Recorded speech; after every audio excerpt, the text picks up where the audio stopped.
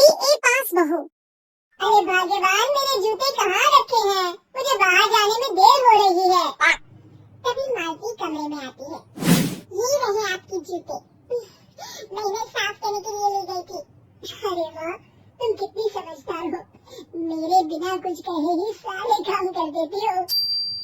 तभी मालती झिझकते हुए रमेश से कहती है, सुनिए जी, आपसे एक बात कहूँ, बुरा तो नहीं मानेंगे ना?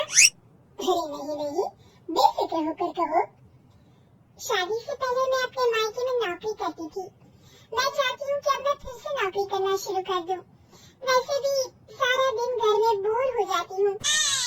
देखो मालती, तुम्हारी नौकरी करने से मुझे कोई एतराज नहीं है, लेकिन तुम्हें एक बात बता दूं, हमारे खानदान में आज तक कभी किसी औरत ने नौकरी नहीं की।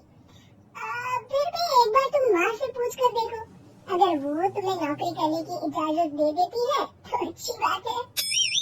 रमेश वहाँ से चला जाता है। फिर उसी शाम मालती अपनी सास के पैर दबा रही होती है। तभी उसकी सास मालती से कहती है, अरे क्या बात है बहू, आज तो ठीक तरह से मेरे पैर नहीं दबा रही, किसी ख्याल में खोई पड़ी है क्या? मैं भी तो जानूं आखिर बात क्या है। दरअसल वो माँ जी। अरे हाँ बोलो, इतना सोच क्यों रही हो? माँ जी, अगर आप बुरा न माने तो मैं नौकरी करना चाहती हूँ। घर के काम करने के बाद मेरे पास काफी वक्त बच जाता है। मालती की ये बात सुनकर उसकी सास गुस्से में कहती है, अरे बहू, तेरी तबीयत तो ठीक है ना? आज ये कैसी बहकी बातें कर रही है? भला हमारे खानदान में आज तक कभी किसी औरत ने नौकरी की है जो तू नौकरी करने की बात कर रही है? अरे बहू, तू क्या रिश्तेदारी में हमारी नाक कटाना चाहती है? जितना जल्दी हो सके अपने दिमाग से नौकरी का भूत उतार दे। और अब जा, जल्दी से रसोई में जा, खाना बनाने का वक्त हो रहा है। मालती मन मार कर खाना पकाने के लिए रसोई घर में चली जाती है। अगले दिन, नमस्ते माँ जी, कैसी हैं आप? अरे आओ दिवाकर बेटा, बैठो, मैं तुम्हारे लिए चाय मंगाती हूँ। बहू, जरा एक कप चाय तो लेती आना। फिर दिवाकर एक फाइल खोलकर मालती की सास के सामने रख देता है। ये देखिए माँ जी, ये है पिछले महीने का हिसाब और ये रहे मुनाफे के रुपए। एक बार हिसाब देख लीजिए और इन कागजों पर अपने दस्तखत कर दीजिए। अरे दिवाकर बेटा, मैंने भला आज तक कभी तेरा हिसाब देखा है? जब देखूंगी, ला बता, कहाँ दस्तखत करूं? तभी मालती चाय लेकर वहाँ जाती है और अपनी सास को बिना कागजातों को पढ़े इस तरह लापरवाही से दस्तखत करते हुए देखकर हैरान रह जाती है।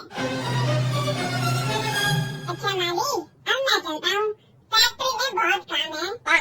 फिर दिवाकर वहाँ से चला जाता है। कुछ दिनों बाद मालती बाजार में कुछ सामान खरीद रही होती है। तभी एक बुरा आदमी उसे आवाज देता है, अरे मालती बेटी, कैसी हो? मुझे पहचाना? मैं तुम्हारी कंपनी में मुनीम का काम करता हूँ। हाँ चाचा जी, मैं आपको बिल्कुल पहचानती हूँ। कहिए, कैसे हैं आप? मैं तो ठीक हूँ, कंपनी में कुछ भी ठीक नहीं चल रहा, यहाँ तक कि हमें ठीक वक्त पर तनख्वाह भी नहीं मिलती। ये आप क्या कह रहे हैं? अब क्या बताऊँ, आप लोग तो कभी हिसाब किताब देखने दफ्तर आते नहीं। मेरी मानो तो एक बार आप लोग दफ्तर आकर सारा हिसाब किताब देख लो, आपको असलियत पता चल जाएगी। अच्छा बेटी, अब मैं चलता हूँ, देर हो रही है। फिर वो बूढ़ा वहाँ से चला जाता है। वहीं दूसरी तरफ मालती घर पहुँचकर अपनी सास को सारी बात बताती है। तभी वहाँ रमेश भी आ जाता है, लेकिन मालती की सास मालती की किसी भी बात पर विश्वास नहीं करती। तभी रमेश कहता है, अरे माँ, बिना आग के कभी धुआं नहीं उठता। जब मालती इतना कह रही है तो हमें एक बार दफ्तर चलकर देख लेना चाहिए। वैसे भी हम लोग काफी दिन से अपने दफ्तर नहीं गए हैं। इस तरह किसी एक आदमी के भरोसे काम छोड़ना मुझे भी ठीक नहीं लगता। अगले दिन वे सभी अपने दफ्तर पहुंचते हैं और सीधे दिवाकर के कैबिन में जाते हैं। अचानक सबको एक साथ देखकर दिवाकर चौंक जाता है। अरे माँ जी, आप सब लोग अचानक यहाँ कैसे आ गए? अगर कुछ काम था तो मुझे एक फोन कर दिया होता, मैं आपके घर आ जाता। तभी मालती की सास कहती है, अरे दिवाकर बेटा, आज मैं हिसाब देखने दफ्तर आई हूँ, जरा मुझे पिछले 6 महीनों का हिसाब दिखाना तो बेटा। दिवाकर घबराते हुए हिसाब की फाइल मालती की सास को देता है। मालती की सास फाइल लेकर मालती को देती है और कहती है, ले बहू, देख ले हिसाब।